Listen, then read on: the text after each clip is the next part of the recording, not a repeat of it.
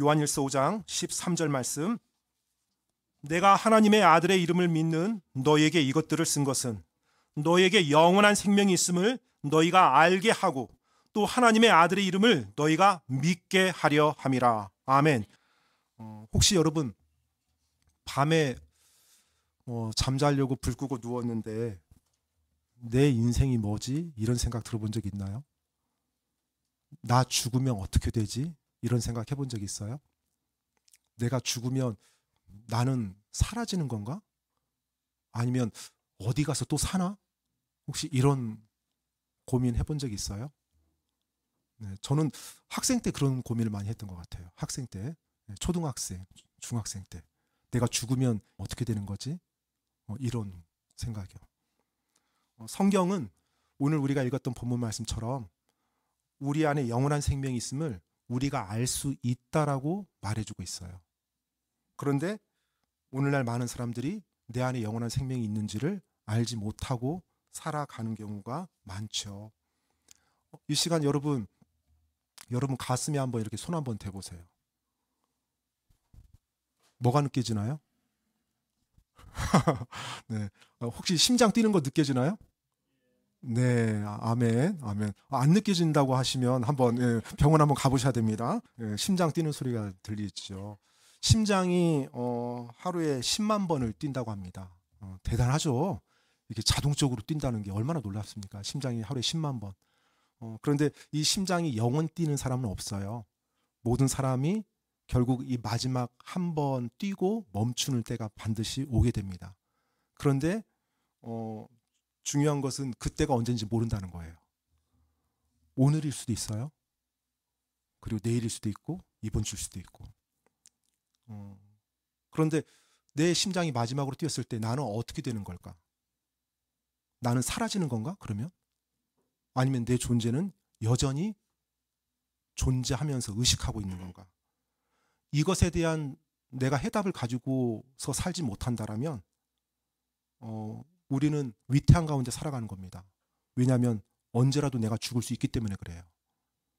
이것에 대한 해답을 가지고 살아갈 때 우리가 이 땅에서 살면서 어떻게 살아야 할지를 알고요. 어떤 방향과 어떤 가치를 가지고 살아가야 될지를 알기 때문에 그렇습니다. 그래서 저는 오늘 여러분이 모든 분들이 이 심장이 마지막으로 내 안에서 뛰다가 멈췄을 때 나는 어디로 갈 건지 그것에 대한 해답을 정확히 알고서 이 자리를 떠나기를 간절히 소망합니다. 성경은 사람이 어떤 존재인지에 대해서 우리들에게 말씀해주고 있어요. 창세기 1장 26절 말씀을 보면 이렇게 나와 있습니다. 제가 한번 읽어드리도록 하겠습니다. 창세기 1장입니다. 하나님께서 이르시되 우리가 우리의 형상대로 우리의 모양을 따라 사람을 만들어 그들이 바다의 물고기와 공중의 날짐승과 가축과 온 땅과 땅에서 기어다니는 모든 기는 것을 지배하게 하자 하시고 라고 돼 있어요. 자, 사람이 누구의 형상으로 창조됐다고 해요? 하나님의 형상으로 창조됐고 하나님의 모양에 따라 창조됐다고 말씀하고 있습니다. 자, 우리 사람은 그냥 창조된 것이 아니에요. 짐승과 어떤 식물처럼 그렇게 창조된 것이 아니라 하나님의 형상으로 창조됐다고. 유일하게 하나님이 사람만 하나님의 형상으로 창조한 겁니다. 자, 하나님의 형상으로 창조했는데 이 말씀에서 보니까 하나님께서 우리의 형상이라고 말하고 있어요. 그 말인즉은 하나님이 한 분이 아니라는 거예요. 성경이 보면 하나님은 세 분으로 이렇게 나와 있습니다. 바로 성부 하나님, 아버지 하나님, 아들 하나님, 성령 하나님. 바로 이 세 분이 한 하나님으로 일을 하세요. 함께. 그런데 사람도 하나님처럼 창조됐는데 그 하나님의 형상과 모양에 따라 창조된 것 가운데 한 부분이 사람도 세 부분으로 이렇게 이루어졌다는 거예요. 바로 우리의 몸과 혼과 영으로 창조된 존재라고 성경에서 정확히 말해주고 있습니다. 제가 한번 읽어드리겠습니다. 데살로니가전서 5장 23절에 보면 이렇게 나와 있어요. 화평에 바로 그 하나님께서 너희를 온전하게 거룩히 구별하시기를 원하며 또 너희의 온 영과 혼과 몸이 우리 주 예수 그리스도께서 오실 때까지 흠없이 보존되기를 내가 하나님께 기도하노라. 바울이 지금 데살로니가 교회 성도들에게 쓴 서신인데요. 거기 보면 너희의 온 영과 혼과 몸이 온전히 보존되기를 원한다고 말하고 있어요. 자, 사람은 이 세 가지로 우리 안으로 이루어져 있습니다. 몸과 혼과 영으로 되어 있습니다. 성경은 이 세 가지를 정확히 말해주고 있어요. 몸은 뭐예요? 지금 바로 여러분 눈에 보이는 이겁니다. 몸입니다. 몸. 그리고 혼은 뭐예요? 혼은 우리 몸 안에 살고 있는 진짜 나예요. 영어로는 soul이라고 합니다. 몸은 body라고 하고요. soul, 진짜 내가 혼입니다. 그래서 이 혼을 통해서 우리는 생각하고 느끼고 모든 활동을 다 해요. 희로애락 감정을 느끼기도 하고요. 어떤 내 지성을 통해서 무언가를 연구하고 개발하기도 하고요. 사랑과 같이 슬퍼하고 기뻐하고 즐거워하고 이 모든 것이 우리 혼으로 이루어지는 거예요. 그래서 혼이 진짜 내 자신이라고 보시면 됩니다. 그리고 이 혼은 영원한 존재로 창조가 돼요. 우리가 이 땅에 태어나게 생명을 가지게 될 때 영원한 존재로 창조됩니다. 그리고 이 혼을 통해서 사람과 사람 사이의 관계를 맺어가요. 그래서 여러분에게 혼이 있기 때문에 친구 관계도 만들고 그리고 배우자와의 관계 또 어떤 직장에서의 관계 이 모든 관계 인격적인 관계가 혼으로 말미암아서 이루어지고 있습니다. 이 혼이 내 안에 있는 진짜 나입니다. 옛날 사람들도 뭐 고려시대 조선시대 할 거 없이요. 성경이 당시에 한국에 들어오지 않았지만 사람들은 이 겉에 몸이 내 자신이 아니라는 걸 알고 있었어요. 상식적으로. 그래서 옛날 사람들은 사람이 죽으면 뭐라고 표현했어요? 혼백이 떠난다라는 표현을 썼어요. 그러니까 그들에게 성경도 없는데 그들이 보았을 때 사람이 이 껍질이 사람이 아니라는 걸 알고 있었던 거예요. 이 안에 진짜 그 사람이 있구나. 그래서 죽는다는 것은 그 혼백이 떠난다는 거. 놀랍지 않나요? 성경도 없었는데 그 진리를 그들이 알고 있었어요. 물론 완벽한 진리는 아니지만 그들이 봤을 때 여하튼 우리 안에 혼이라는 존재가 있습니다. 그 혼이 진짜 나예요. 여러분과 오늘 제가 대화를 하고 이렇게 말 주고 여러분이 이해하는 거 이 모든 것이 혼으로 지금 이루어지고 있는 거예요. 자, 그리고 이 사람의 또 혼 안에 영이 있어요. 영이 스피릿이라고 말해요. 스피릿. 그런데 방금 앞에서 혼이 사람과의 관계를 이렇게 맺어갈 수 있게 해준다라면 이 영이라고 하는 것은 하나님과 사람 사이의 관계를 맺어가게 해주는 거예요. 그래서 하나님은 바로 사람을 창조할 때 몸 안에 혼과 영이 있도록 창조하셨습니다. 그래서 사람들이 사람들과의 관계를 누리고 또 사람들이 하나님과 관계를 맺을 수 있도록 해주셨어요. 성경 펴실 필요는 없는데 요한복음 4장 4절에 보면 예수님께서 사마리아 여인을 만나는 장면이 나옵니다. 거기에서 예수님이 이렇게 말씀을 하세요. 하나님은 영이시니 그분께 경배하는 자들이 반드시 영과 진리로 그분께 경배할지니라 라고 말씀하고 있어요. 하나님은 영이시라고 말했어요. 그래서 그분을 경배하는 자가 영과 진리로 경배해야 된다고 말합니다. 영과 진리로요. 그러면 그 말은 무슨 말이에요? 우리 사람 안에 있는 영이 있을 때 하나님과 소통할 수 있다는 거예요. 경배할 수 있다는 거예요. 그리고 하나님의 말씀에 따라서 우리가 하나님을 경배한다는 것입니다. 진리에 따라서. 바로 우리에게 영이 있다는 거, 이것은 하나님이 우리와 소통하고 우리와 관계를 맺기 위해서 허락해 주신 거예요. 자, 이제 사람을 창조할 때 몸과 혼과 영으로 창조했습니다. 그리고 하나님께서 사람을 창조하시고 사람과 인격적인 관계를 맺기 원했어요. 사랑의 관계. 그리고 사람과 친밀한 관계. 자, 인격적인 관계를 맺어야 되니까 그에게 뭐가 필요할까요? 인격이 필요하죠. 바로 자유의지가 필요한 거예요. 자유의지가. 그래서 자유의지를 허락해줘요. 로봇과 사랑할 수 있어요, 여러분? 로봇과 사랑할 수 없죠. 로봇을 만들면 좋은 건 있어요. 100% 내 말에 순종하게끔 조작할 수 있어요. 하지만 로봇으로 만들면 나는 로봇과 인격적인 관계를 맺을 수가 없어요. 그래서 사람을 창조하시고 자유의지를 허락했습니다. 이 자유의지를 허락했는데 이 자유의지를 허락하니까 이제 사람이 하나님과 소통할 수 있고 하나님과 인격적인 관계를 맺을 수 있어요. 맺을 수 있는데 문제는 뭐냐면 자유의지를 줬으니까 하나님을 사랑하지 않을 수도 있는 거예요. 그러면 안 되잖아요. 원래 그 목적이 아닌데. 아, 그럼 안 줄래. 그럼 안 주면 어떻게 돼요? 로봇가 되는 거예요, 로봇. 그럼 안 되잖아요. 그래서 그 위험의 가능성도 있지만 사람을 인격적인 존재로 자유의지를 허락한 거예요. 그리고 자유의지를 허락하고 사람에게 딱 한 가지 명령만 허락했어요. 하나님 한 가지 명령만. 그 명령을 허락함으로 이제 사람은 자기 의사를 자유의지를 가지고 표현할 수가 있어요. 하나님을 사랑하고 하나님을 존중한다라면 하나님의 명령을 따를 거예요. 그리고 내가 하나님을 사랑하지 않고 내 마음대로 하고 싶으면 그 명령을 내가 거부할 거예요. 그걸 통해서 사람이 하나님에 대한 사랑을 이제 표현할 수가 있는 거예요. 자, 그 한 가지 명령이 뭐냐면 바로 우리가 알고 있는 선과 악을 알게 하는 나무의 열매예요. 창세기 2장 16절로 17절 말씀인데 제가 한번 읽어드리겠습니다. 창세기 2장 16절로 17절 말씀. 주 하나님께서 남자에게 명령하여 이르시되 동산의 모든 나무에서 나는 것은 내가 마음대로 먹어도 되지만 선악을 알게 하는 나무에서 나는 것은 먹지 말라.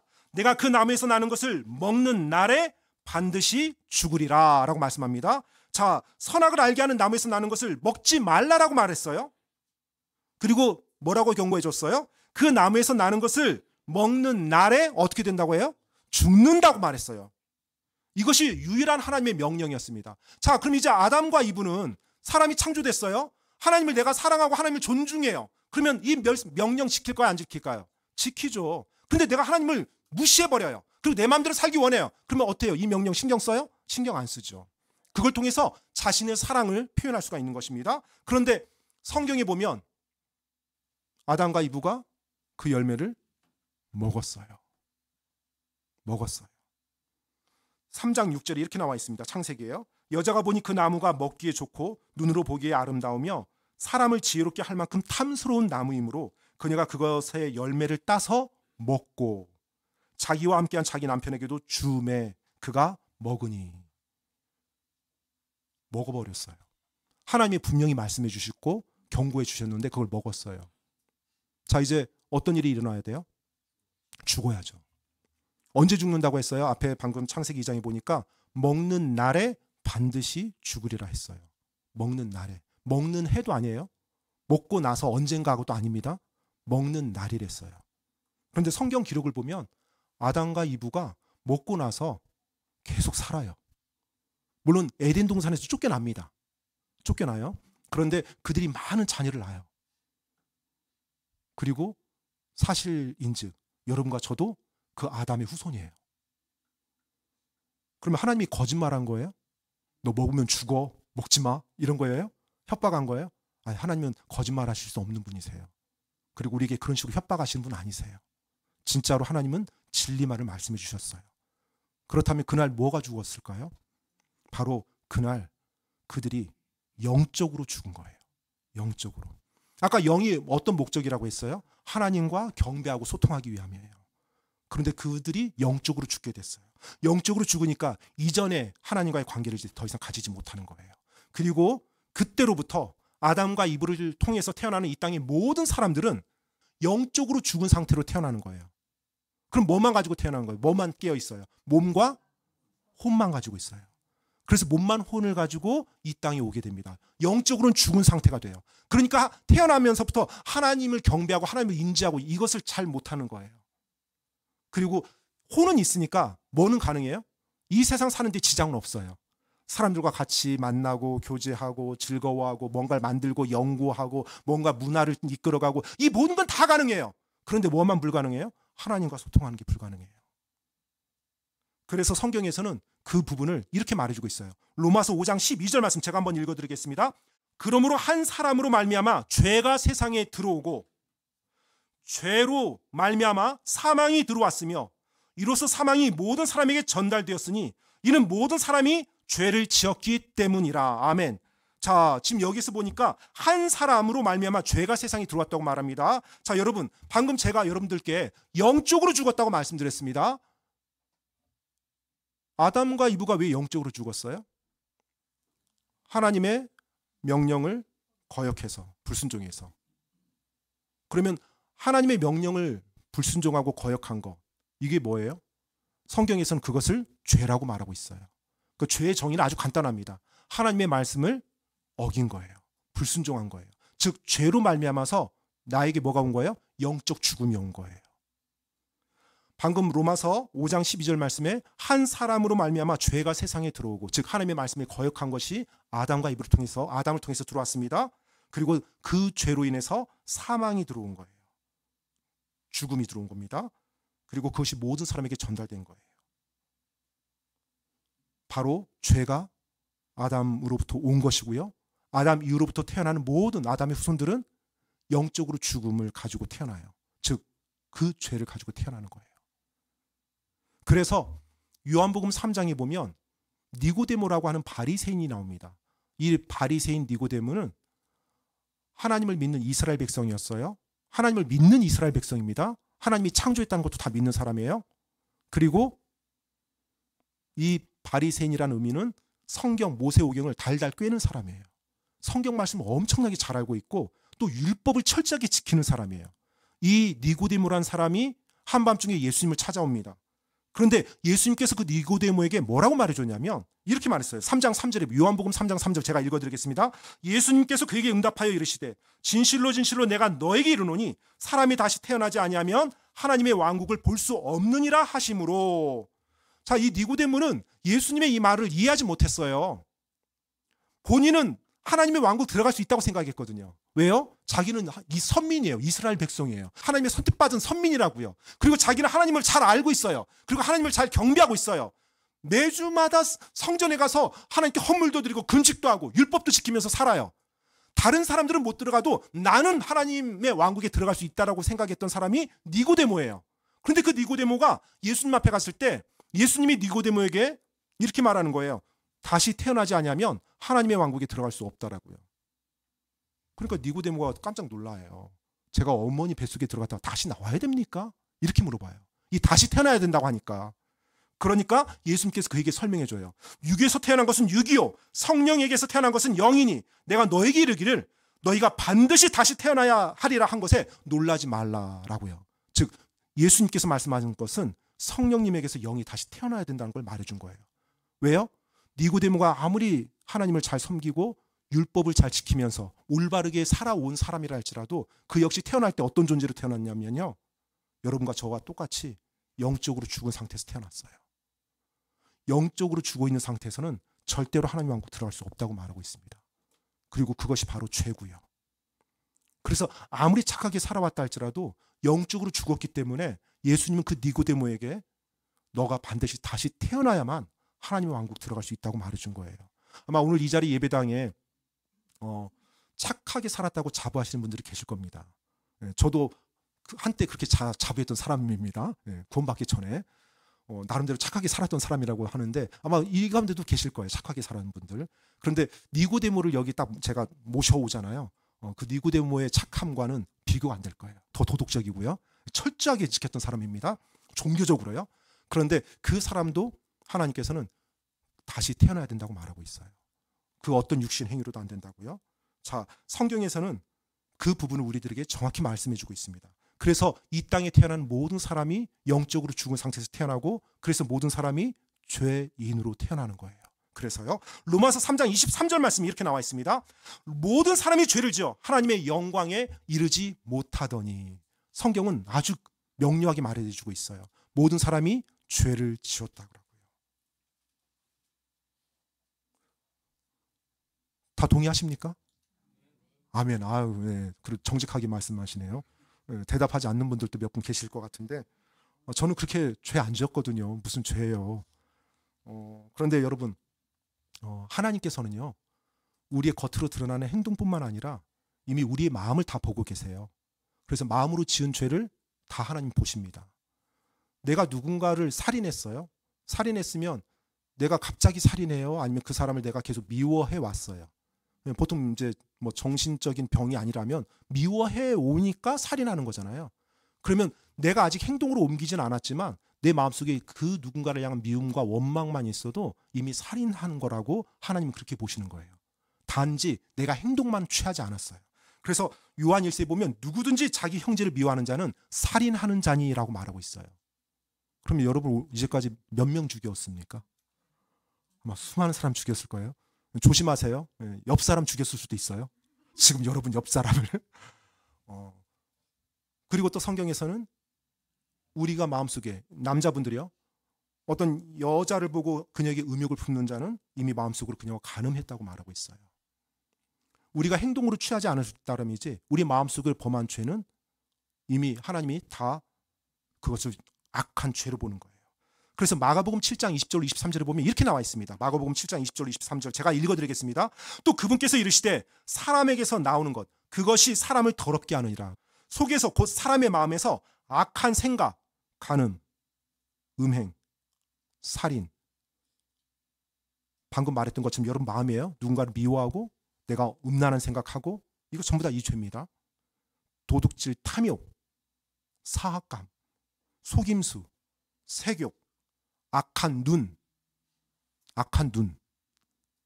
신성 모독, 교만, 어리석음이 나온대요. 우리 마음속에서. 이 모든 악한 것들이 속에서 나와 사람을 더럽게 하느니라라고 말하고 있어요. 속에서 나와. 여러분은 어떻습니까? 이게 죄가 없는 깨끗한 상태라고 한번 가정해 볼게요. 여러분의 마음이 이랬으면 좋겠죠. 근데 이럴 수가 없어요. 제가 펜을 이것밖에 안 가져왔는데 죄가 이런 식으로 쫙 해가지고 제 마음 상태가 이렇게 좀 검정색이 있는 죄입니다. 이렇게 좀 생각하시는 분 계시나요? 물론 뭐 이것도 인정한 거지만 사실 우리 모두의 상태는 어떤 상태냐면 이런 상태예요. 이런 상태. 우리 마음으로 짓는 죄가. 이건요, 내가 지우개로 뭐 지운다고 지금 해결될 문제가 아닌 거예요. 매일매일 우리는 마음속으로 이런 죄를 짓고 있어요. 이게 우리의 상태입니다. 그런데 하나님은 이 세상의 법처럼 죄에 대한 대가가 있다고 말해주고 있어요. 바로 로마서 6장 23절에 죄의 삭은 사망이나 라고 말하고 있거든요. 사망이나. 즉 내가 이런 상태이기 때문에 하나님은 나에게 이 죄값을 줘야 되는 거예요. 이 죄 있는 사람을 어디다 쓸 수 있을까요? 벌 주는 거 말고 없어요. 그래서 죄의 삭수로 사망을 하나님이 주는 겁니다. 그런데 이 사망이 우리는 보통 이제 몸의 죽음을 생각하는데 몸의 죽음도 맞습니다. 일단 우리가 죄를 범해서 사망이 왔기 때문에 몸의 죽음도 1차적으로 맞지만 궁극적으로 이 사망은 요한계시록에 나오는 둘째 사망이에요. 영원한 사망. 사망이 또 영원한 사망이 있어요? 네, 있습니다. 태어나는 것도 2번 태어나는 것이 있듯이 죽는 것도 2번 죽는 것이 있어요. 그래서 요한계시록 21장 8절 말씀 제가 한번 읽어드리겠습니다. 그러나 두려워하는 자들과 믿지 않는 자들과 가증한 자들과 살인자들과 음행을 일삼는 자들과 마법사들과 우상 숭배자들과 모든 거짓말쟁이들은 불과 유황으로 타는 호수에서 자기 몫을 받으리니 이것이 둘째 사망이니라. 둘째 사망이라고 여러분 들어보신 적 있습니까? 지금 앞에 죄를 나열했어요. 방금 앞에서 말씀드렸던 뭐 우상 숭배, 음행을 일삼는 것, 살인자들, 즉 내가 누군가를 미워하고 안 좋은 생각했던 이 모든 마음으로 짓는 모든 죄를 범한 자들, 그리고 거짓말쟁이들. 거짓말 우리 학생들 다 해봤죠? 네, 감사합니다. 정직하게 말해줘서. 네, 맞아요. 이 거짓말쟁이 어디로 간대요? 호수로 간대요, 호수. 근데 호수에 물이 있는 것이 아니라 불과 유황으로 탄 호수래요. 소위 말해서 불구덩이인 거예요. 불구덩이. 그곳으로 간대요. 왜요? 내 죄 때문에. 즉 내가 이런 상태예요. 이런 상태인데 이것이 어디로 가냐면 불이 활활 타잖아요. 이 커다란 용광로가 있다고 하면 불이 활활 타고 있어요. 그러면 거기에 들어가야 되는 거예요. 이게 내 운명이에요. 하나님은 사람들에게 이 죄에 대한 감각을 주셨어요. 양심으로. 그래서 하나님을 여러분 믿든 안 믿든 간에 사람은 죄를 지으면 죄책감을 가집니다. 누가 죄를 안 가르쳐줬어도 죄책감이 있어요. 그러니까 그 죄책감이 별로 좋은 느낌이 아니거든요. 물론 나중에 이제 죄를 계속 지으면 이제 양심에 화인 맞았다는 말을 하잖아요. 그런데 보통 이제 이 죄책감을 가집니다. 그러니까 사람들이 이 죄책감에서 해방되고 싶어서 막 무언가를 막 해요. 이걸 대신 상쇄시킬 수 있는 무언가. 그래서 뭐 착한 일도 하려고 하고 누구 뭐 기부금도 내기도 하고 내가 이렇게 착하게 했어. 난 그래도 괜찮은 사람이야. 스스로 위안 삼기도 하고 아니면 어떤 종교를 막 다닙니다. 이 종교 저 종교 다니면서 신에게 막 빌어요. 그냥. 그래서 자기 안에 이 죄책감이 해결되길 원합니다. 그런데 여러분 죄는 그렇게 해결될 수가 없어요. 성경에서 보면 죄는 그렇게 해결되지 못합니다. 내가 죄를 지어놓고 착하게 살겠습니다라고 말하면 죄가 없어집니까? 안 없어지죠. 내가 재판장 앞에서 사형 선고를 받았어요. 내 죄 때문에. 그런데 판사님한테 간청해요. 제가 앞으로 나가서 고아들을 돌보고 평생 헌신할 테니까 없었던 걸로 해주세요. 그러면 판사가 감동받았습니다. 알겠습니다. 그리고 죄 없게 해줍니까? 아니죠. 일단 형벌 받고 가세요. 내 죄에 대한 형벌은 내가 피할 길이 없어요. 그래서 죄의 삭시 사망이고 둘째 사망인데 그 불호수에 우리 갈 수밖에 없습니다. 그렇다면 이것을 어떻게 해결할 수 있을까요? 진실을 말씀드리면 해결할 수 없어요. 여러분과 저는, 우리 모든 사람은 해결할 수 없어요. 이 죄값 다 받아야 돼요. 그것이 팩트예요. 그게 사실이고요. 그것이 가장 절망적인 부분이죠, 사실. 그 절망 가운데 있는 여러분과 저를 위해서, 그 절망 가운데 있는 여러분과 저를 하나님이 사랑해서 이 땅에 그 해결책을 보내주신 거예요. 바로 그분이 우리를 위해서 이 땅에 오신 예수님이세요.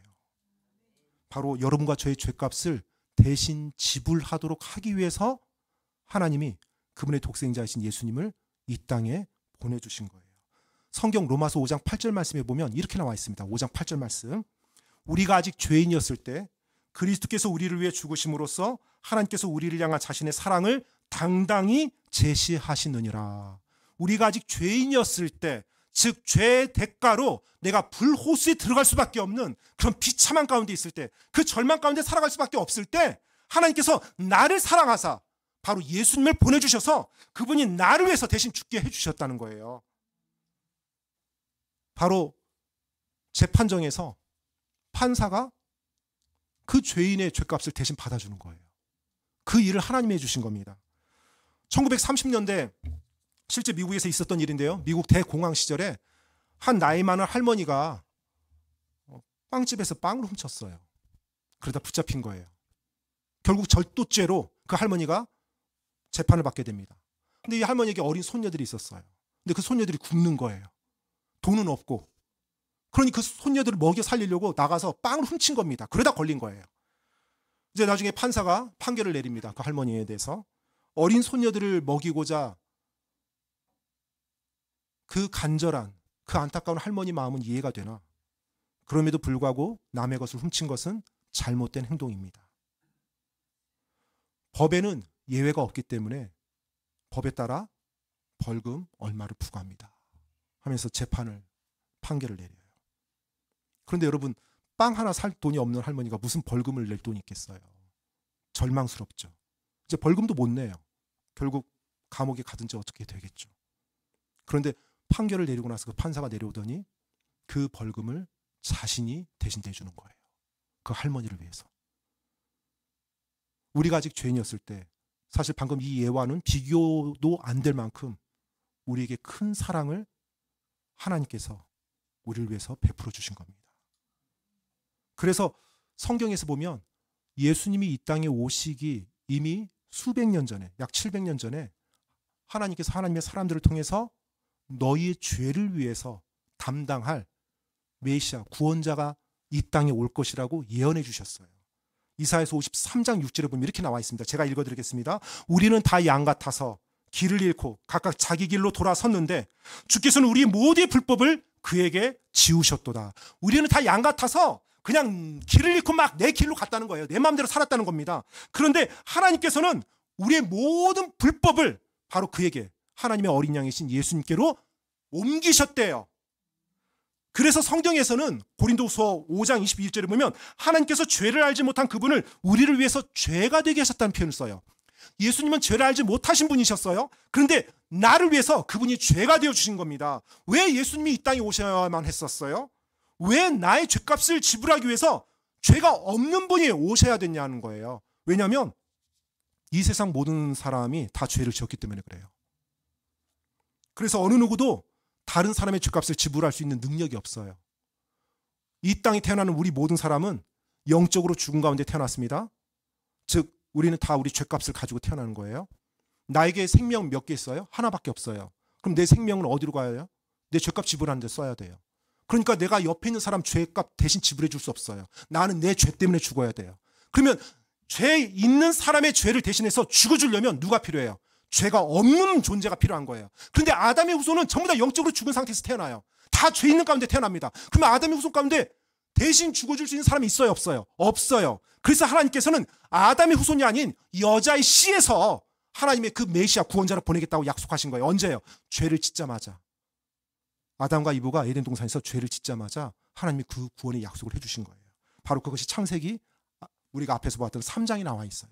창세기 3장 15절에 보면 내가 너와 여자 사이에 또 내 씨와 그녀의 씨 사이에 적개심을 두리니 그 씨는 내 머리를 상하게 할 것이라고 그렇게 말하고 있어요. 자, 여기에 씨가 누구의 씨라고 말했어요? 여자의 씨라고 말하고 있어요. 아담의 후손은 전부 다 남자의 씨예요.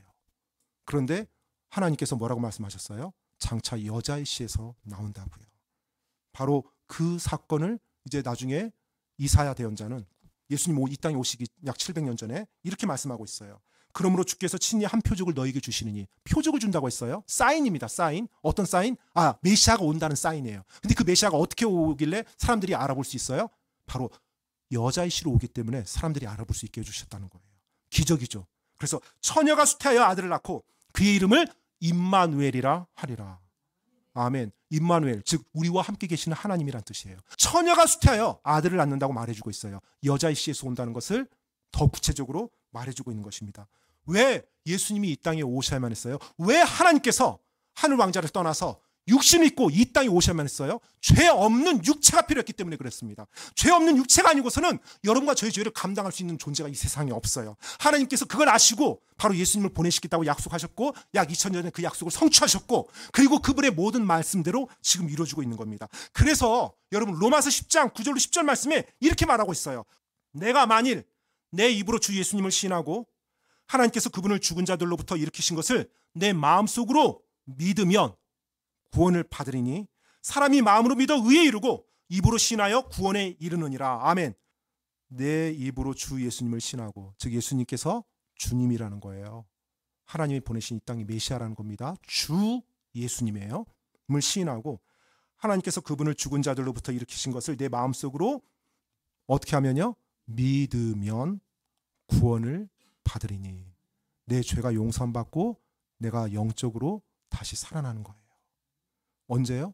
마음으로 믿을 때. 믿는다는 것. 이것은 어떤 정보를 안다는 것과는 별개의 개념입니다.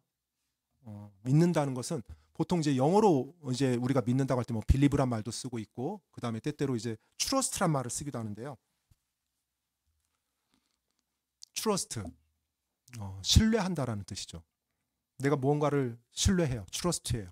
그러면 어떻게 해요? 내가 거기에 내 몸을 기댈 수가 있고 맡길 수가 있어요. 내가 여기 의자가 있어요. 내가 의자를 내가 믿어요. 근데 의자가 있다는 걸 믿는 것이 아니라 내가 이 의자가 내 몸을 지탱할 거라는 걸 믿어요. 그래서 트러스트합니다. 그럼 내가 이 의자를 신뢰를 하면 어떻게 해요? 내가 의자에 편하게 앉아요. 언제라도 힘들거나 지치면 내가 이 의자에 앉을 수가 있어요. 왜요? 내가 이 의자를 믿으니까. 그런데 내가 이 의자를 믿지 않아요? 그러면 이 의자에 앉을 수 있어요? 없어요? 의자가 눈에 보이지만 못 앉아요. 나는 평생 이 의자에 안 앉을 겁니다. 왜요? 앉으면 넘어질 것 같거든요. 이건 내가 믿지 않는 거예요. 믿는다는 것은 의자가 있네. 지식이 아니라 실제로 내가 거기에 트러스트, 신뢰하는 걸 말하고 있어요. 나는 이제까지 예수님을 그런 존재로 몰랐어요. 믿은 적이 없어요. 모르겠어요. 뭐 지식으로는 알았는지. 하지만 나는 그분을 트러스트한 적이 없어요. 그러니까 내 삶은 그분을 트러스트, 신뢰하는 거 없이 난 내 마음대로 살아가요. 왜요? 실제로 믿지 않은 거니까. 지식적으로 동의하는 것과 실제 믿는 것은 별개의 것입니다. 여러분, 마귀들도 예수님이 메시아라는 거 다 알아요. 마귀들도요? 그런데 마귀들은 그건 못 봤죠. 그들은 믿질 않아요. 대적하죠. 하나님을. 우리는 예수님, 오늘 여러분 지식적으로 먼저 이해를 해야 되겠죠. 하지만 그분이 나를 위해서 이 땅에 오신 하나님이셨구나. 그리고 그분이 나를 위해서 십자가에 대신 달려 죽어주신 거구나. 그리고 다시 부활하셨구나. 이제 그분을 믿을 때 내가 그분의 피로 말미암아서 내 죄가 용서받고 내가 그분 안에서 새롭게 내 죄 용서받은 사람으로 태어나는구나. 바로 예수님이 요한복음 3장 니고데모에게 해줬던 말씀이 바로 그 말씀이에요. 사람이 다시 태어나지 아니하면 하나님의 왕국에 들어갈 수 없다라고요. 바로 그 영이 다시 태어나지 아니하면 하나님의 왕국에 들어갈 수 없다는 말이 바로 이 내용이었습니다. 그렇게 성경 말씀을 잘 알고 그렇게 하나님을 철저하게 믿었던 니고데모도 예수님을 믿고 그가 예수님께 죄 용서 받지 않는 이상은 여전히 지옥 불호소로 가는 종교인이었던 것입니다. 오늘 여러분은 그 예수님을 믿겠습니까? 1980년대 5월 18일 날 미국 워싱턴주에 헬렌의 산이 있었어요. 그런데 이 헬렌의 산이 화산 폭발이 일어날 것 같다고 방송에서 나오는 겁니다. 그래서 미국 워싱턴주에서는 그 주민들에게 계속 방송을 했어요. 자, 이제 한 달 안에 화산이 폭발할 것 같습니다. 주민 여러분은 대피하십시오. 대피하십시오. 계속 돌아다니면서 수십 킬로로 돌아다니면서 피하라고 경고를 했어요. 그리고 그 경고에 따라서 실제로 화산이 폭발했어요. 사람들이 다 피했을까요? 다 피해야 되는데 안 피해요. 그날 뉴스에 57명이 화산으로 다 죽었어요. 57명이. 이 사람들 다 들었거든요. 대피 방송을. 그런데 대피하지 않았어요. 왜 대피하지 않았습니까? 믿지 않아서요. 믿지 않아서. 이게 바로 믿음이에요. 믿음은 항상 거기에 그에 따른 행위가 수반됩니다. 믿지 않아서 그랬어요. 오늘 저는 여러분들께 하나님께서 해주신 이 복음에 대해서 간단하게 그리고 이해되기 쉽게 지금 말씀드렸습니다. 어쩌면 하나님의 여러분의 죄에 대한 경고의 메시지라고 볼 수 있고 또 하나님의 여러분을 향한 사랑의 메시지라고도 볼 수 있어요. 여러분은 그 말씀을, 그 예수님을 여러분의 개인의 구원자로 믿고 여러분의 죄 용서 받으시겠습니까? 아까 앞에서 말씀드렸잖아요. 나는 원래 이런 존재였어요. 예수님은 어떤 존재세요? 예수님이 이분이세요.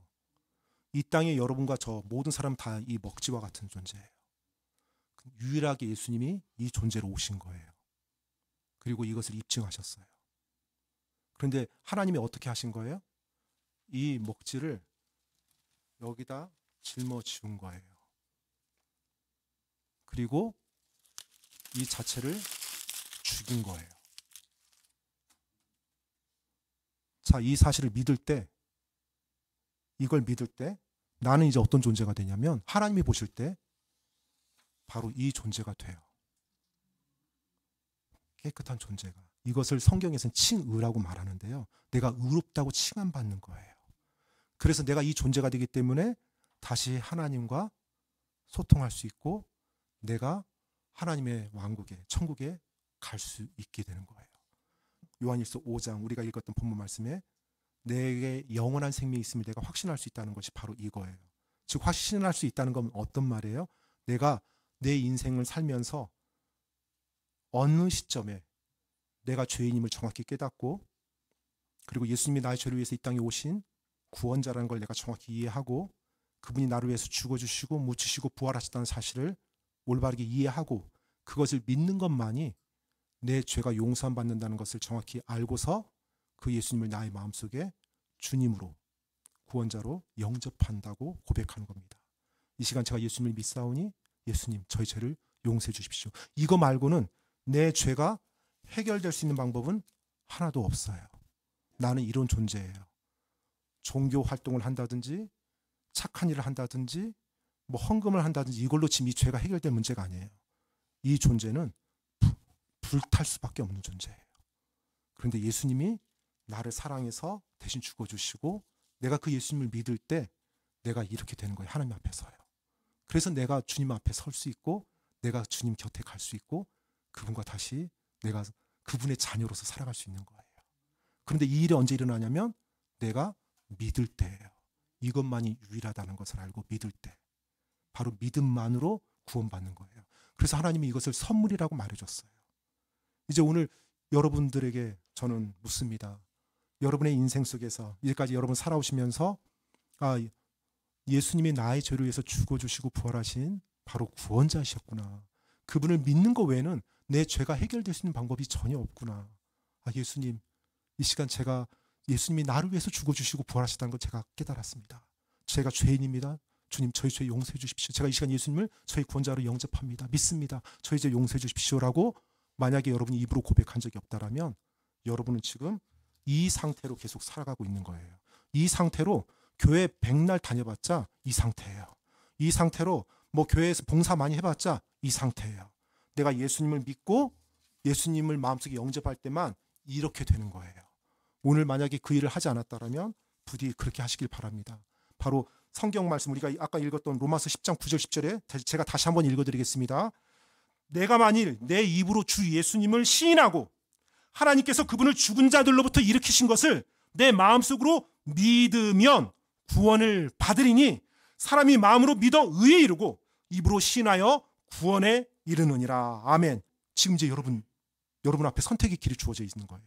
마음속으로 믿는 것을 여러분이 의지로 하는 겁니다. 참고로 이 믿음은 감정이 아닙니다. 우리는 때때로 믿음을 감정이라고 착각해요. 내가 눈물이 나고 뭐 감정이 동해서 믿고 싶은 마음, 그것과 상관없고요. 믿음은 여러분의 의지의 결단이에요. 의지의 결단. 물론 감정이 수반될 수는 있어요. 하나님이 나를 이렇게 사랑하셨구나, 이게 생각하니까 너무 감사해요. 그래서 감정이 수반될 수는 있겠지만 감정 자체가 믿음이 아니에요. 눈물 흘리는 게 믿음이 아닙니다. 내가 정확히 이해하고 내 이성과 의지로 내가 그 하나님을, 그 예수님을 나의 구주와 주님으로 믿기 원합니다. 주님, 저의 죄 용서해 주십시오라고 할 때, 그때 그것이 믿음이고 그때 구원이 이루어지는 겁니다. 오늘 이 시간 만약 그런 분이 계시다라면 하나님께 이렇게 구하면 돼요. 하나님, 저는 죄인입니다. 그리고 그 죄의 대가가 사망이라는 것을 알았습니다. 영원한 불로소라는 것이요. 그런데 예수님이 저의 죄를 위해서 죽어주시고 부활하시고 묻히신 거, 다시 부활하신 것을 제가 알게 되었습니다. 이 시간 그 예수님을 제가 믿사오니 저의 죄를 용서해 주십시오 라고 구하면 그 순간 여러분의 죄가 깨끗하게 사해지는 거예요. 너무 쉽지 않나요? 그래서 하나님이 이걸 쉽게 하셨어요. 그래서 어린아이부터 나이 많은 분들까지 온전한 정신이라면 누구나 다 그 예수님을 믿을 수 있게 만들어 주셨어요. 그래서 그것을 거부했을 때, 그걸 거부했을 때 온전히 누구 책임이에요? 내 책임인 거예요. 그래서 내가 하나님 앞에 심판을 서는 거예요. 하나님이 나를 믿게 만들어주고 무조건 나 천국 가게 만들고 지옥 가게 만들고, 이거 아닙니다. 전적이 내 책임인 거예요. 오늘 이 시간 저는 여러분께 도전합니다. 그 예수님을 마음속에 영접해서 저 천국에 대한 확신을 가지고 살아가기 원하고, 하나님과의 아름다운 관계를 맛보며 살기 원하고, 하나님의 자녀의 그 특권을 누리며 살아가길 간절히 기도합니다. 이 시간 우리 함께 기도하도록 하겠습니다.